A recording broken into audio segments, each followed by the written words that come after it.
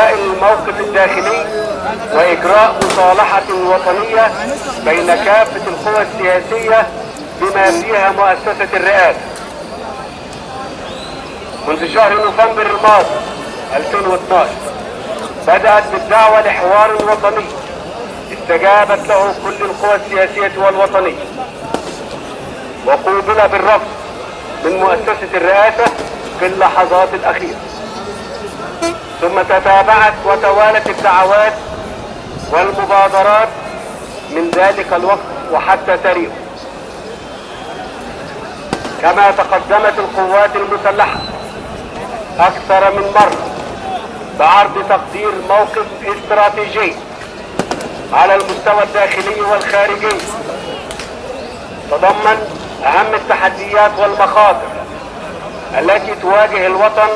على المستوى الأمني والاقتصادي والسياسي والاجتماعي، ورؤية القوات المسلحة كمؤسسة وطنية لاحتواء أسباب الانقسام المجتمعي وإزالة أسباب الاحتقان ومجابهة التحديات والمخاطر للخروج من الأزمة الراهنة. وفي إطار متابعة الأزمة الحالية اجتمعت القيادة العامة للقوات المسلحة بالسيد رئيس الجمهورية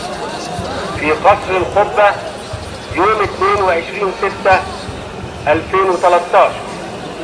حيث عرضت رأي القيادة العامة ورفضها للإساءة لمؤسسات الدولة الوطنية والدينية، كما أكدت رفضها ترويع وتهديد جموع الشعب المصري. لقد كان الأمل معقودا على وفاق وطني يضع خارطة مستقبل ويوفر أسباب الثقة والطمأنينة والاستقرار لهذا الشعب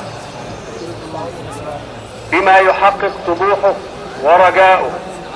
إلا أن خطاب السيد الرئيس ليلة أمس وقبل انتهاء مهلة 48 ساعة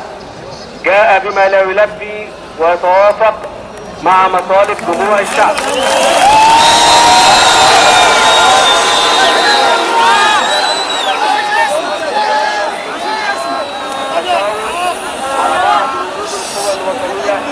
والسياسية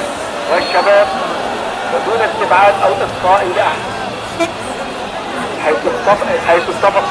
المجتمعون على خارطة مستقبل تتضمن خطوات أولية تحقق بناء مجتمع مصري قوي ومتماسك لا يخزي أحدا من أبنائه وتياراته وينهي حالة الصراع والانقسام. وتشتمل هذه الخارطة على الآتي: تعطيل العمل بالدستور بشكل